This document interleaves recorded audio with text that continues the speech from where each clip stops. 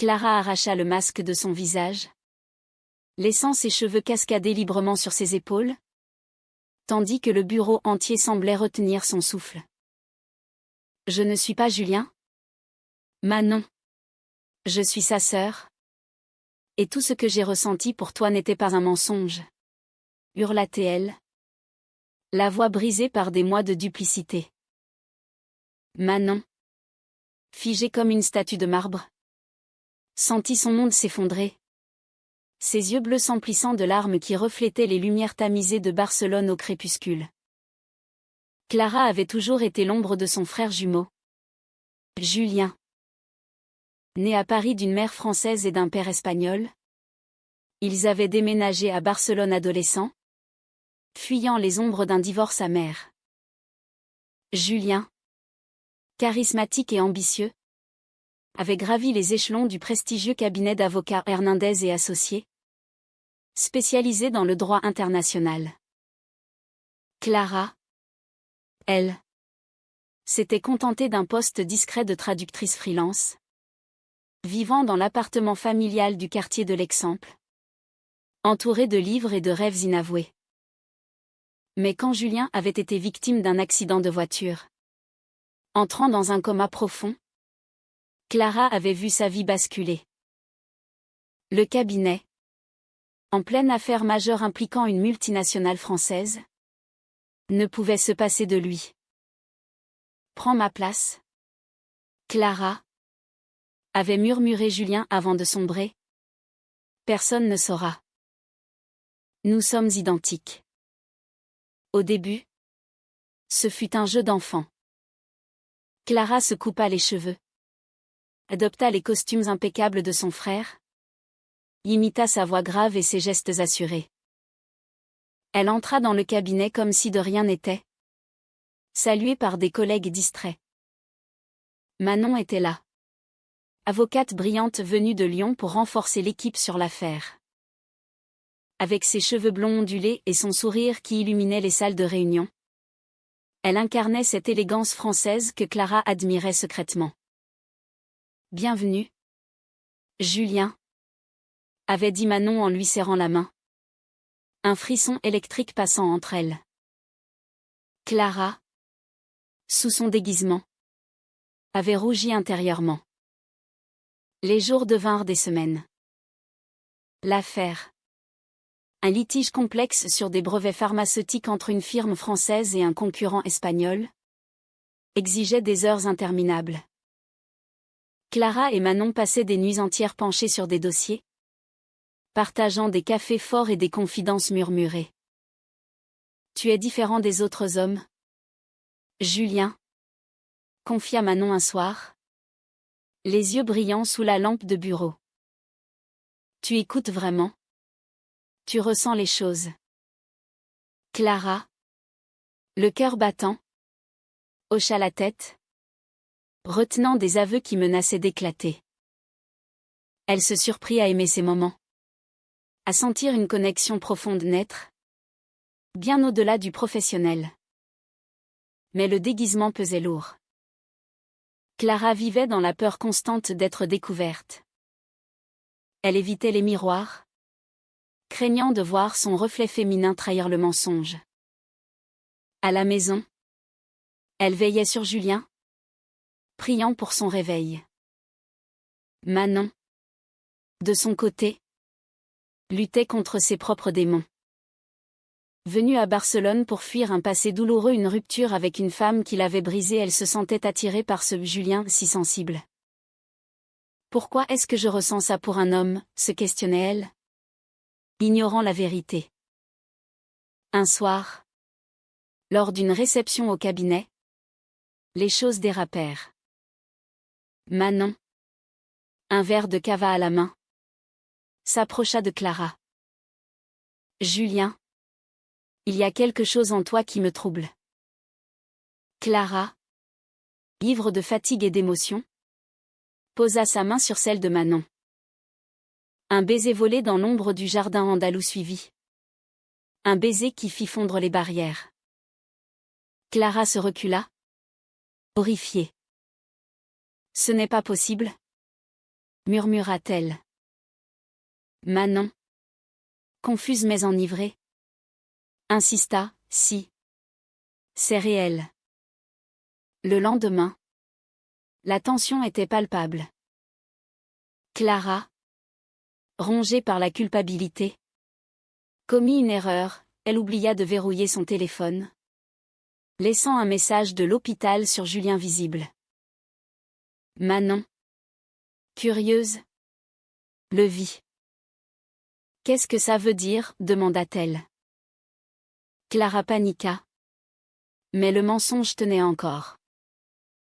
Pourtant, les sentiments grandissaient.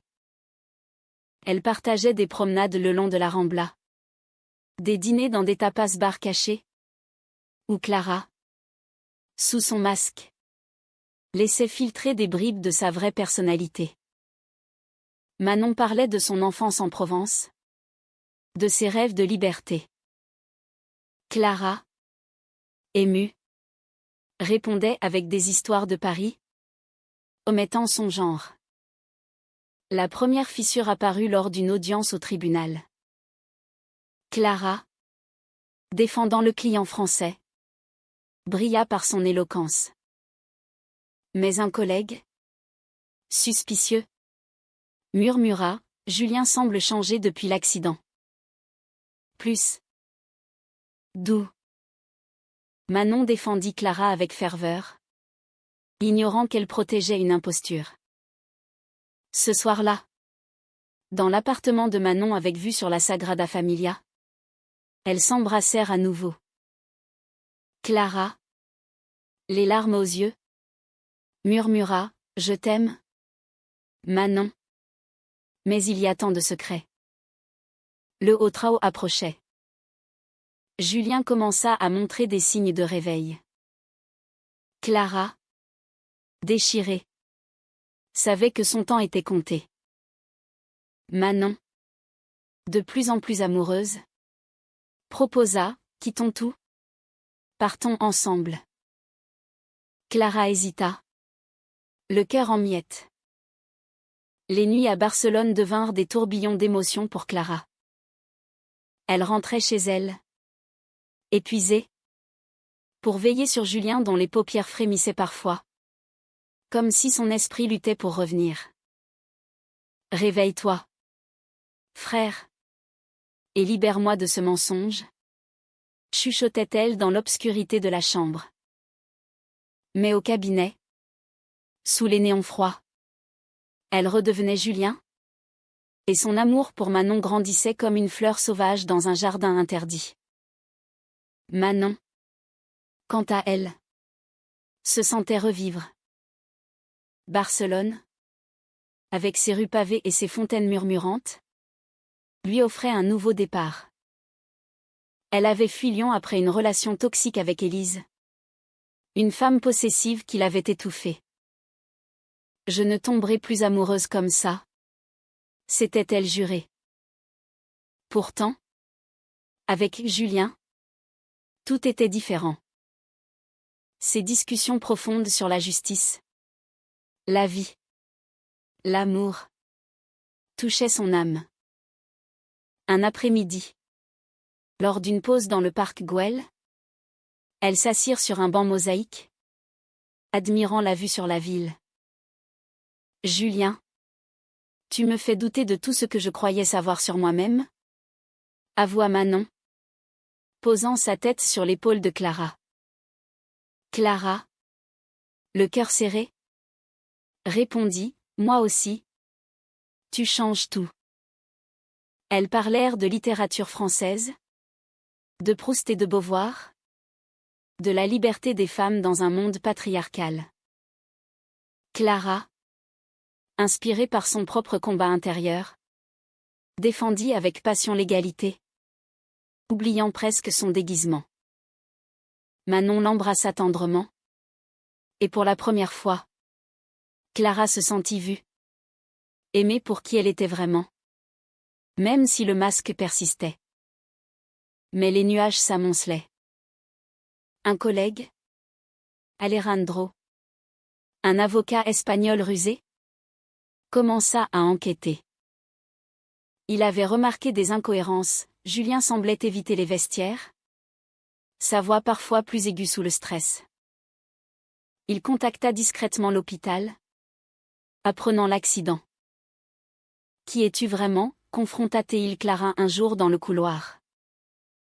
Paniquée, elle le supplia de se taire, promettant une explication. Alejandro, ambitieux, vit une opportunité, trahir pour gravir les échelons. Pendant ce temps, l'affaire pharmaceutique atteignait son paroxysme. Une audience cruciale approchait, où Clara devait plaider contre un avocat adverse impitoyable. Manon et elle préparèrent ensemble des nuits entières passées à débattre, à rire, à s'aimer en secret. « Tu es mon ancre, Julien ?» dit Manon, ignorant la tempête imminente. La trahison frappa comme un coup de tonnerre. Alejandro, jaloux de la proximité entre Julien et Manon, envoya un email anonyme au partenaire principal du cabinet, révélant le coma de Julien. Le scandale éclata. Clara fut convoquée dans le bureau du patron, un homme austère d'origine française. « Expliquez-vous, mademoiselle » tonna-t-il, ayant percé le secret. Clara, tremblante, avoua tout. Manon, présente, blêmie. Clara ? Pas Julien, balbutia-t-elle. Le monde s'effondrant. Clara, les yeux emplis de larmes, s'agenouilla presque, je l'ai fait pour lui. Pour le cabinet. Mais mes sentiments pour toi sont vrais, Manon. Je t'aime en tant que femme. En tant que moi. Manon recula, blessée. Tu m'as menti. Tout ce temps. C'était une imposture ? Elle quitta la pièce en larmes, laissant Clara effondrée. Le cabinet la suspendit. L'affaire fut compromise, mais Clara s'en fichait. Son monde était Manon. Les jours suivants furent un tourment. Julien se réveilla enfin, confus mais reconnaissant. « Merci, sœur » murmura-t-il. Clara, brisée, erra dans les rues de Barcelone, du Barri gothique aux plages de la Barceloneta, hantée par le souvenir de Manon. Elle tenta de la contacter. Des messages désespérés, « Laisse-moi t'expliquer ». C'était plus que du mensonge. Manon, réfugiée dans son appartement, luttait contre la confusion. Elle se rappelait les moments tendres, les regards complices. Était-ce Julien ou Clara qu'elle aimait ? Ou les deux, fusionnés en une âme sœur ? Elle relisait des poèmes de Rimbaud, cherchant des réponses dans les mots français qui les unissaient. Une rencontre fortuite au marché de la Boqueria changea tout. Clara, achetant des fruits pour Julien, croisa Manon. « S'il te plaît, écoute-moi » implora Clara. Manon, les yeux rougis, accepta un café. Assise dans un café catalan, Clara raconta son histoire, l'enfance partagée, la peur de perdre Julien, la découverte de ses propres sentiments lesbiens refoulés. En te rencontrant, j'ai trouvé ma vérité. Manon, touchée, avoua, j'ai fui les femmes après Élise. Mais avec toi, c'était différent. Peut-être parce que tu étais toi. Sous ce masque. Elles pleurèrent, se pardonnèrent. Un baiser scella la réconciliation. Mais le chemin était long. La réconciliation fut fragile. Comme une porcelaine fine fêlée par le temps. Clara et Manon reprirent contact prudemment. Des promenades le long de la mer Méditerranée, où les vagues murmuraient des promesses. Clara, libérée de son déguisement, portait désormais des robes fluides, ses cheveux repoussant en boucles naturelles. Manon admirait cette transformation, voyant enfin la femme qu'elle avait aimée sans le savoir. « Tu es belle, Clara » murmura-t-elle un soir sur la plage de Bogatel, le soleil couchant peignant le ciel en orange. Pourtant, les ombres persistaient. Le cabinet, furieux de la tromperie, menaça de poursuite. Julien, rétabli, reprit son poste mais défendit sa sœur avec ardeur. « Elle a sauvé l'affaire » argumenta-t-il. Manon, loyale, témoigna en sa faveur, révélant comment Clara avait brillé. Le partenaire, ému par cette histoire humaine, opta pour une suspension temporaire plutôt qu'un licenciement. Mais la trahison d'Alejandro laissa des cicatrices. Il fut promu ironiquement, mais son ambition le rendit isolé. Clara, blessée, décida de changer de vie. Elle ouvrit un petit cabinet de traduction juridique, aidant des immigrants français en Espagne. Manon la rejoignit, quittant Hernandez et Associés pour un partenariat avec Clara. Ensemble, elles défendaient des causes humanitaires, droits des femmes, égalité LGBT dans un pays encore conservateur sur certains aspects. Leur amour s'approfondit. Des week-ends à Madrid, visitant le Prado, où elles admiraient l'étoile de Goya, symbole de passion tourmentée. Comme nous, disait Manon en riant. Clara, plus confiante, explorait son identité. Elle parla à Julien de ses sentiments, recevant son soutien inconditionnel. « J'ai toujours su que tu étais spécial », répondit-il. Pourtant, un nouveau conflit surgit. Manon reçut une offre alléchante pour retourner à Lyon. Un poste prestigieux dans un grand cabinet. C'est une opportunité, Clara. Mais je ne veux pas te quitter. Clara, insécure, craignit l'abandon. Et si tu regrettes? Si notre histoire n'était qu'un mirage né du mensonge? Elles se disputèrent. Des mots durs fusèrent dans leur appartement partagé, avec vue sur la tour Akbar illuminée. Manon partit pour un voyage d'affaires, laissant Clara seule avec ses doutes. Pendant son absence, Clara reçut une lettre anonyme, des photos d'elle en déguisement, avec des menaces. Alejandro, vengeur, cherchait à détruire. Terrifiée, Clara appela Manon, qui rentra précipitamment. Ensemble, elles affrontèrent le harceleur, portant plainte. Le cabinet, informé, licencia Alejandro. Justice poétique. Cet épisode renforça leur lien. Manon refusa l'offre de Lyon. Ma place est ici, avec toi. Elles organisèrent une petite cérémonie symbolique dans les jardins de Montjuic, échangeant des vœux sous les étoiles. Je t'aime, Clara, pour ta force, ta vulnérabilité. La vie reprit, teintée de romantisme français dans l'âme espagnole. Elle lisait des romans de Colette, cuisinait des plats provençaux mélangés à des tapas. Clara écrivit un journal intime, réfléchissant sur l'identité, le genre, l'amour au-delà des apparences.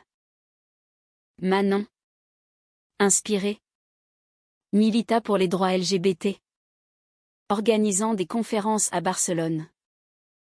Mais le destin réserva une dernière épreuve. Julien, guéri mais affaibli, annonça son départ pour Paris. J'ai besoin de recommencer, dit-il. Clara, déchirée, le soutint, mais son absence creusa un vide. Manon combla ce manque, devenant sa famille choisie. Un soir d'été, lors d'un festival de flamenco, elles dansèrent ensemble, corps enlacés, cœurs synchrones. Nous avons traversé le feu, murmura Manon. Clara sourit, et nous en sortons plus fortes. Leur histoire devint un symbole discret dans la communauté LGBT de Barcelone, inspirant d'autres à embrasser leur vérité. Clara, enfin en paix, regardait l'avenir avec espoir. Les saisons passèrent à Barcelone, marquant le rythme de leur amour épanoui. Clara et Manon, unis par des épreuves surmontées, construisirent une vie commune riche en émotions. Leur appartement devint un havre de paix, rempli de livres français, de vins espagnols et de souvenirs partagés. Clara, avec son cabinet florissant, aidait des couples LGBT à naviguer les lois sur le mariage et l'adoption. Manon, freelance, collaborait sur des cas internationaux, apportant son expertise lyonnaise. Pourtant, des échos du passé ressurgissaient. Un jour, Élise, l'ex de Manon, contacta celle-ci. « Je regrette tout. Reviens. » implorait-elle. Manon, tentée par la nostalgie, confia ses doutes à Clara. C'était toxique. Mais une partie de moi se demande. Clara, jalouse mais compréhensive, encouragea, affronte-la. Pour clore ce chapitre. Manon partit pour Lyon. Un voyage chargé d'émotions. Clara, restée derrière, erra dans la ville, visitant la cathédrale de Barcelone, priant pour leur avenir. À son retour, Manon était changée, j'ai vu clair. Élisait le passé, toi. L'avenir. Elles se réconcilièrent dans une étreinte passionnée, renforçant leur engagement. Le point culminant vint lors d'une conférence sur les droits des femmes à Madrid. Clara y fut invitée comme oratrice, racontant son histoire anonymisée, une femme déguisée en homme pour survivre dans un monde dominé. Manon, dans le public, applaudit fièrement. Mais un journaliste curieux creusa, révélant l'identité de Clara. Le scandale refit surface, avec des articles titrant « L'avocate imposteur et son amour secret ». Les réactions furent mitigées, soutien de la communauté LGBT, critique des conservateurs. Clara et Manon affrontèrent les médias ensemble, transformant la controverse en plaidoyer pour l'acceptation. L'amour n'a pas de genre ? Déclara Clara dans une interview. Leur visibilité inspira des jeunes femmes en Espagne et en France. Julien, de Paris, appela souvent, fier de sa sœur. Tu as trouvé ta voie. Clara, émue, réalisa combien son mensonge initial avait mené à une vérité libératrice. Leur relation atteignit une profondeur humaniste. Elles adoptèrent un chat errant, symbolisant leur propre résilience. Des voyages en Provence, où Manon montra ses racines, scellèrent leur union. Là, sous les oliviers, elles échangèrent des alliances simples. Pour toujours, jurèrent-elles. Mais la vie, imprévisible, apporta une ombre. Manon fut diagnostiquée avec une maladie auto-immune mineure, nécessitant des traitements. Clara, dévouée, la soutint, veillant à ses côtés comme elle l'avait fait pour Julien. Nous traverserons ça ensemble, promit elle. Manon, affaiblie mais forte, répondit, ton amour me guérit. Au fil des mois, Manon se remit. Et elles émergèrent plus unies. Clara écrivit un livre, Masque et vérité. Un roman inspiré de leur histoire, acclamé pour son humanisme. Il toucha des cœurs en France et en Espagne, promouvant l'empathie. Leur fin fut douce, non tragique. Des années plus tard, assise sur un balcon surplombant la mer, cheveux grisonnants, elle se remémorait. Si je n'avais pas prétendu être Julien. Commença Clara. Manon l'interrompit d'un baiser, nous ne serions pas ici. Aimante et libre. Ainsi. Leur histoire, cassée achetine et romantique, devint une leçon de vie, l'amour vrai transcende les mensonges, les trahisons, menant à une rédemption humaine. À Barcelone, ville de passion, Clara et Manon vivaient leur éternité.